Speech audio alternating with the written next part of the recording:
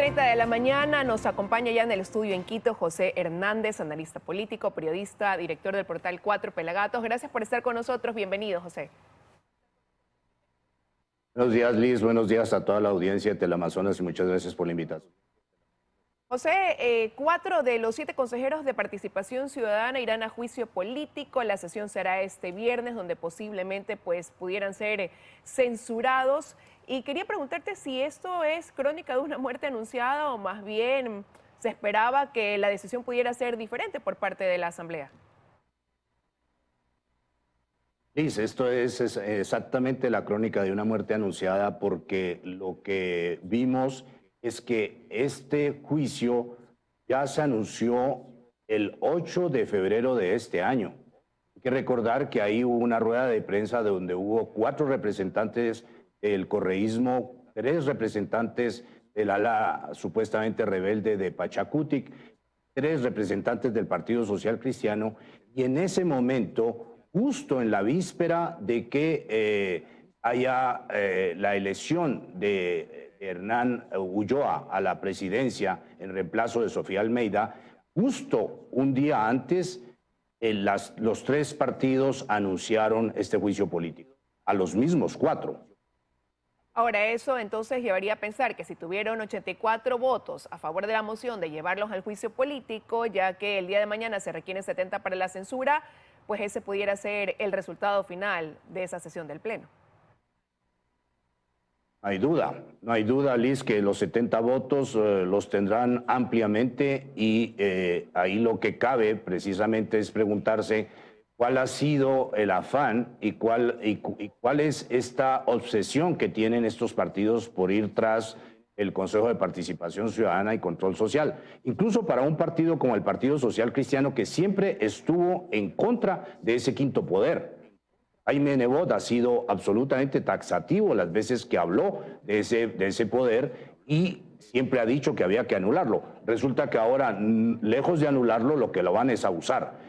Y eso significa simple y llanamente que eso es y va a cumplir la misma función que cumplió con el correísmo, es decir, ser un sitio donde se llevan carpetas, se hace pues una suerte de concurso mentiroso, y terminan en los entes de control los representantes de los partidos. Así que realmente es la captura, este es el asalto de ese poder.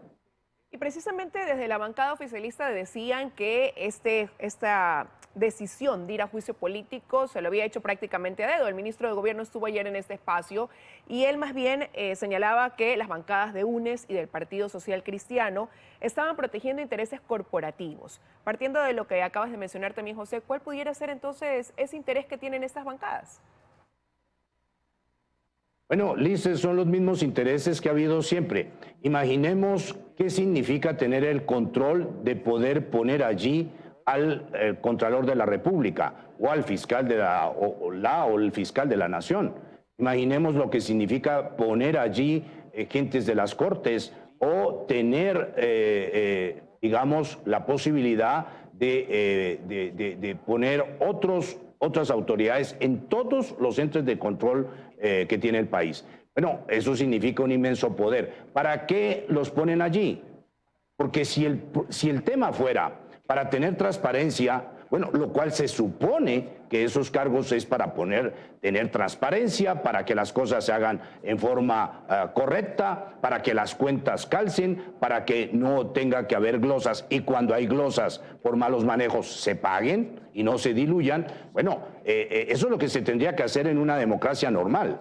Si hay esta obsesión y esta lucha por tener la posibilidad de poner allí las autoridades de control, es porque precisamente no hay este tipo de intereses y más bien priman los otros. Lo que vimos que hizo el correísmo con Galo Chiriboga, con Carlos Poli, ¿no?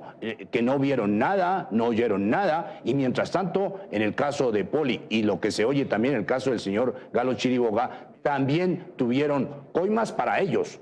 Y entonces Galo Chiriboga puede hoy estar en Estados Unidos, pagar fianzas millonarias para no ir a la cárcel, y eso significa que de dónde salió todo ese dinero. Entonces, ese es el eterno problema, Liz, que estamos no yendo hacia mejor, sino volviendo al mismo pantanal de siempre. En ese caso, José, ¿les alcanza el tiempo, considerando que estamos ya a 3 meses prácticamente de ir a elecciones donde se van a escoger, se van a elegir consejeros de participación ciudadana y además pues en marcha también para esa misma fecha el ir posiblemente a ese referéndum donde se plantean también cambios, ¿no?, de las funciones que tiene ese Consejo de Participación? Bueno, lo que habrá allí, Liz, si gana la consulta y gana esa pregunta, es que todas estas funciones irán a la Asamblea. Y bueno, en la Asamblea la mayoría política estamos viendo para qué está siendo utilizada. Algunos dirán, hay cortapisas porque hay mecanismos que el gobierno está proponiendo, que están en la pregunta, que podrían morigerar esta mano metida de los políticos, algunos delincuentes, metidos en los organismos de control. Y entonces, bueno, se podría esperar eventualmente que eso funcione. Pero, Liz, si hay tal obsesión por capturar aquello, es porque realmente son cargos donde se va a jugar el control de lo que ha ocurrido con el dinero en las instituciones públicas, en todas, no solamente las nacionales, también en las seccionales, y los temas de justicia, porque eventualmente después de que haya elección del Contralor, pues siempre habrá la posibilidad de hacer lo que estaba haciendo el Partido Social Cristiano, lo que estaba haciendo el correísmo y algunos otros asambleístas de la izquierda democrática y de Pachacutic, antes de que la señora Sofía Almeida pierda la presidencia de esa institución. ¿Qué fue lo que hicieron? Llamaron a juicios políticos. ¿Por qué motivo? Por lo que fuera. Porque eso les permitía sacar a los titulares que están ahorita en esos cargos y poner a su gente. Pero las cosas quizás mañana pudieran tomar otro rumbo o debido a lo que acaba de hacer una de las consejeras, María Fernanda Rivadeneira, ha presentado ella una acción de protección interpuesta en Puerto Viejo para precisamente impedir este juicio político en su contra. ¿Pudieran los otros consejeros a lo mejor replicar una acción como esa y mañana cambiar el curso de las cosas? Bueno, habría motivo eventualmente, eso lo tendrá que ver la justicia, pero no hay, Liz, como tú sabes, no se respetaron los procedimientos, no hay informe, es decir, se va a reunir mañana el Pleno y van a hablar de qué, basados en qué documentos. Toda la documentación que instruyó, digamos, la Comisión de Fiscalización, todos esos documentos, como no fue aprobado el informe, como no fue mirado ese informe, pues no llegaron, finalmente no llegó, ese informe no va a llegar al Pleno. Entonces, es como si tuvieran un reo, ¿no? Porque de eso se trata, esto es un juicio político, naturalmente, pero es como si hubiera un reo y que llega y que el juez tiene que juzgar con base en el olfato, tal vez, ¿no? De cómo siente el momento, de cómo siente a la persona, porque no hay documentos, Luis. Entonces, ¿con base en qué van mañana a trabajar el Pleno de la Asamblea Nacional? Todo lo han hecho de esa forma, atropellando procedimientos, atropellando la ley, ni siquiera respetando los mecanismos. Y recordemos, Liz, que en eso también ya hubo un intento. El correísmo trató de saltarse los juicios políticos para llegar rápidamente a los juicios de los miembros del Consejo de Participación Ciudadana y de Control Social. Trataron de saltarse los juicios y finalmente pues se dieron cuenta que no podían, pero hubo incluso una resolución que estuvo lista por parte del correísmo para que aquello ocurriera. Bueno, habrá que ver qué pasa mañana, ¿no? Como decimos, qué puede suceder hoy una vez que se van dando situaciones como la presentación de esta acción de protección y ver en qué termina esta situación del Consejo de Participación Ciudadana. Y mientras eso pasa en la Asamblea, José, el gobierno ahora ha sometido un plazo que pone la FENOCIN porque puso en compás de espera este anuncio de paralización y le ha dado plazo hasta mañana para que emita el Ejecutivo el decreto que dé paso a esa condonación de deudas de hasta $10.000. Ayer el ministro de Gobierno anticipaba que el decreto no va a estar listo y que ellos están analizando también los escenarios, ¿no? Segmentos, cantidades. ¿Qué pasaría si es que eso no satisface o no son las condiciones favorables que esperan estas organizaciones que ahora dicen pudieran llevar a una movilización nuevamente al país?